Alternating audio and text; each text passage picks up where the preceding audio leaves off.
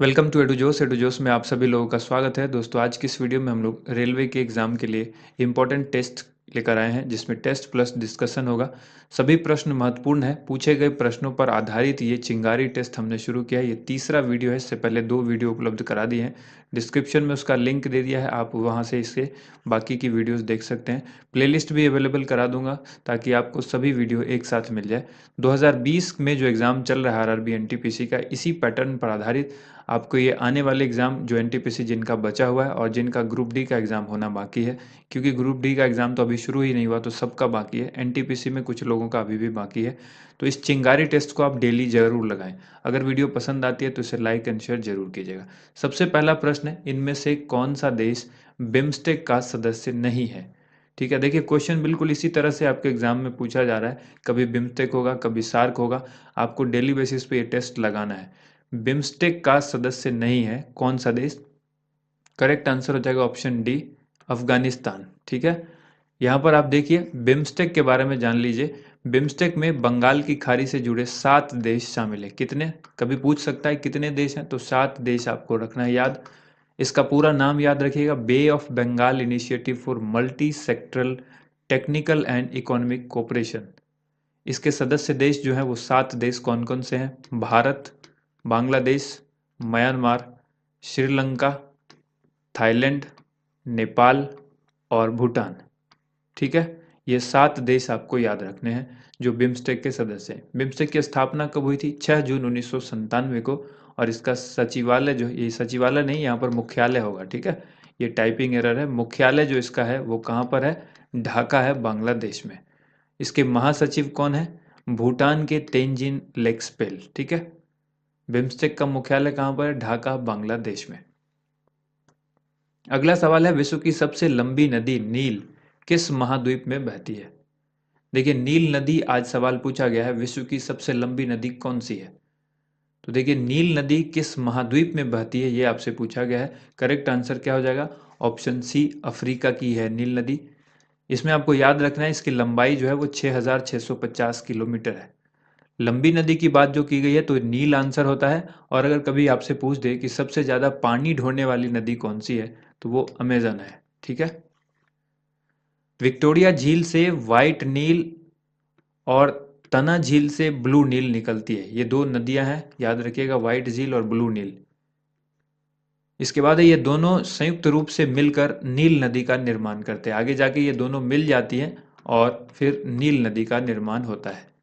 मुहाना इसका कहाँ पर है? भूमध्य सागर में। तो ऑप्शन सी इस क्वेश्चन का राइट आंसर हो गया। किस महाद्वीप में? अफ्रीका महाद्वीप में बहती है। अगला सवाल देखिए, प्रतिवर्ष विश्व पर्यावरण दिवस किस दिन मनाया जाता है? हर वर्ष विश्व पर्यावरण दिवस 5 जून को मनाया जाता है। तो ऑप्शन सी करेक्ट आंसर हो जाएगा। ठीक है, यहाँ पर ऑप्शन सी करेक्ट आंसर होगा। इसमें आगे याद रखना है, 2020 के लिए विश्व पर्यावरण दिवस की थीम थी बायोडाइवर्सिटी। 2019 के लिए इसकी थीम थी एयर पॉल्यूशन। दोनों इंपॉर्टेंट है। इसका आयोजन प्रत्येक वर्ष संयुक्त राष्ट्र पर्यावरण कार्यक्रम यानी यूएनईपी के द्वारा किया जाता है। ठीक है, नेक्स्ट क्वेश्चन देखिए, कुंडनकुलम परमाणु ऊर्जा संयंत्र भारत के किस राज्य में स्थित है? कुंडनकुलम परमाणु ऊर्जा संयंत्र भारत के किस राज्य में स्थित है? करेक्ट आंसर होगा ऑप्शन डी, तमिलनाडु में स्थित है। यहाँ पर आगे देखिए, इसका निर्माण जो है वो 2002 में आरंभ हुआ था और 2013 में यह चालू हो गया था।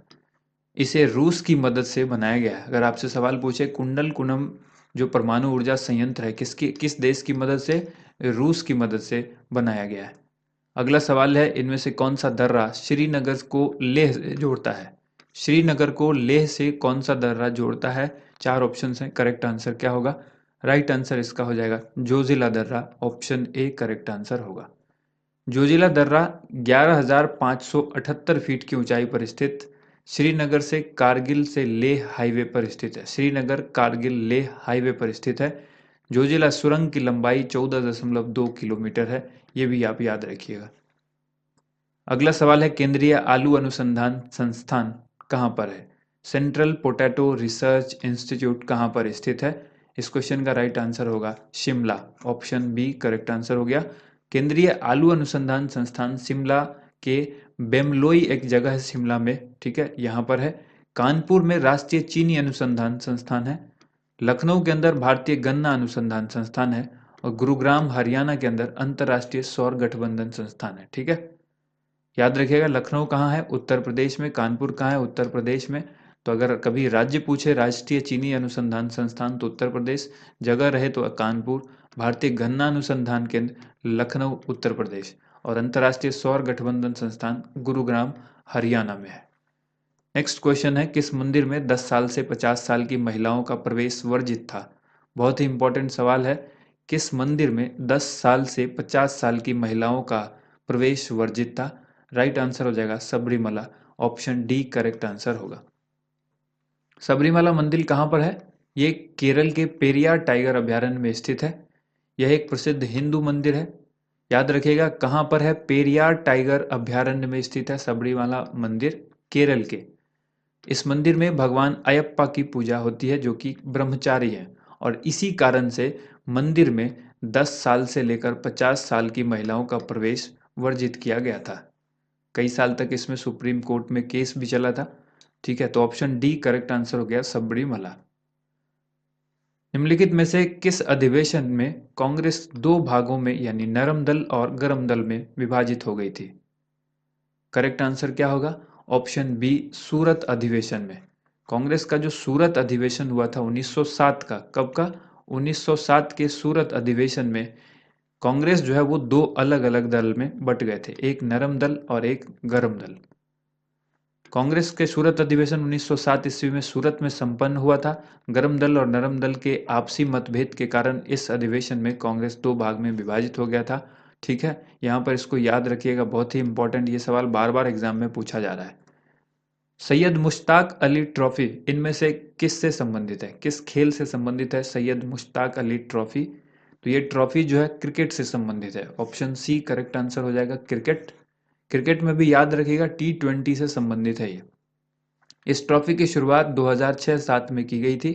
सबसे पहली बार जब इस ट्रॉफी की शुरुआत की गई 2006-07 में तो किसने जीता था? तमिलनाडु ने यह खिताब जीता था। ऑप्शन सी करेक्ट आंसर हो गया, सैयद मुश्ताक अली ट्रॉफी क्रिकेट से संबंधित है। नेक्स्ट क्वेश्चन हो गया, निम्न में से कौन सा कंप्यूटर का बुनियादी काम नहीं है? कंप्यूटर का कौन सा काम इसमें से बुनियादी काम नहीं है? चार ऑप्शंस दिए गए हैं, इनमें से कौन सा ऐसा है जो कंप्यूटर का बुनियादी वर्क नहीं है?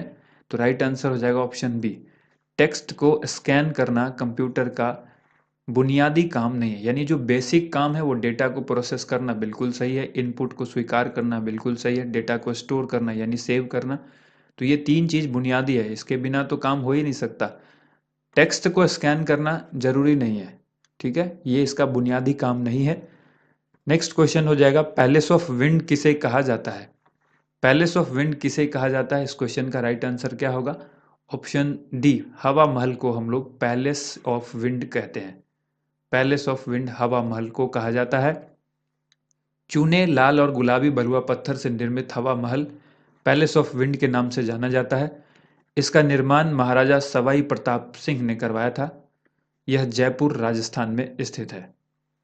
नेक्स्ट क्वेश्चन यहाँ पर देखिए, CaSO4 इंटू 2H2O किसका रासायनिक सूत्र है?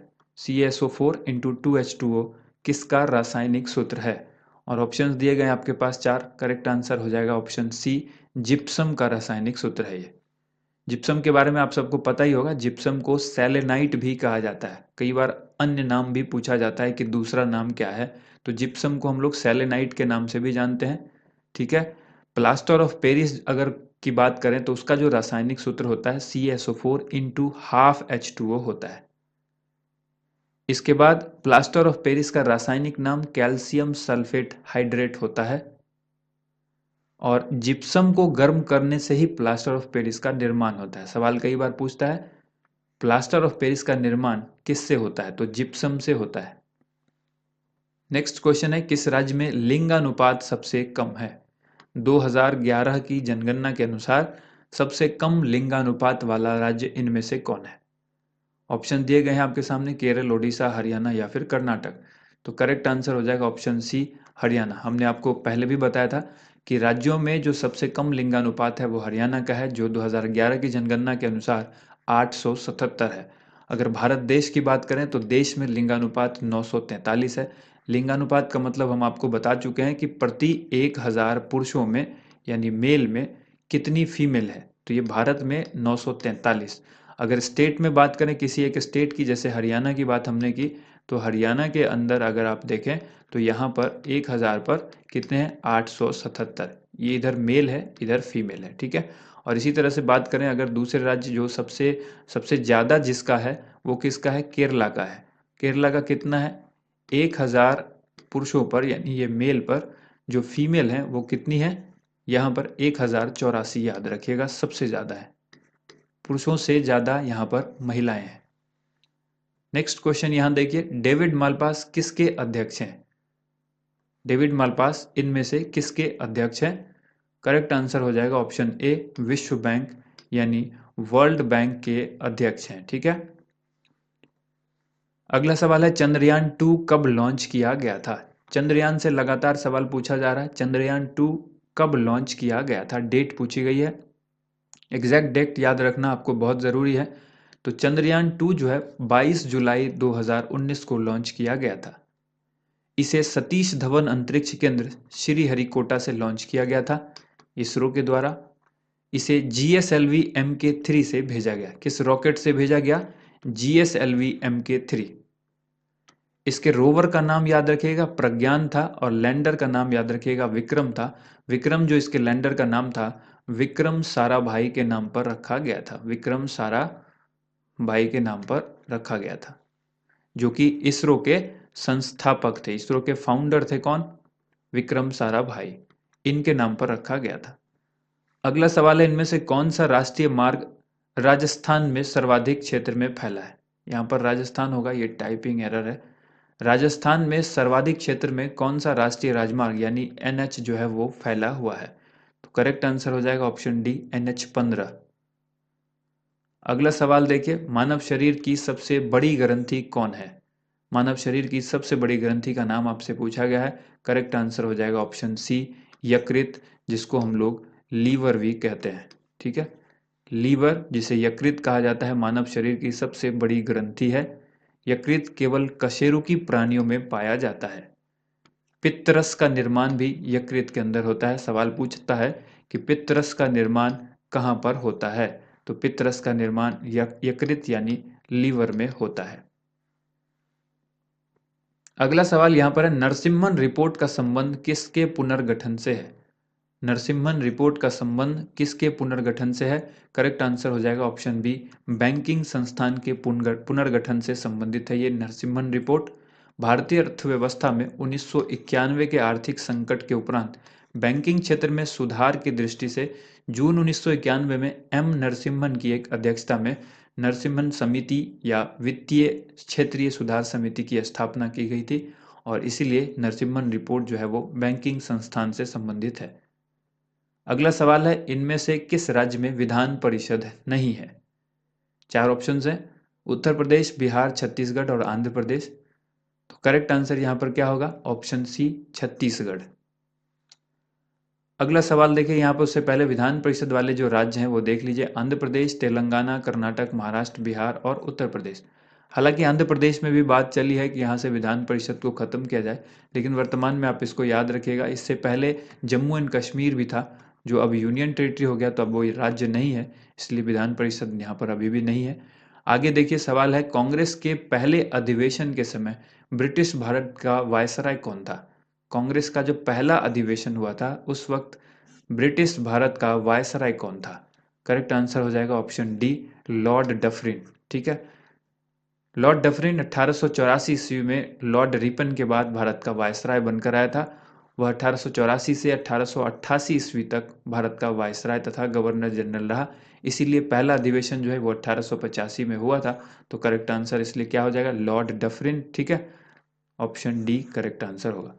उम्मीद करते हैं दोस्तों आप सभी को वीडियो पसंद आई होगी। इस वीडियो को ज़्यादा से ज़्यादा लाइक कीजिए, और डेली टेस्ट लगाने के लिए हमारे चैनल पर विजिट जरूर करें, क्योंकि हो सकता है नोटिफिकेशन किसी कारण से नहीं जाता हो। दिन में यूट्यूब 3 बार ही नोटिफिकेशन भेजता है, तो एक बार आप चैनल पर ज़रूर विजिट करें। Thank you.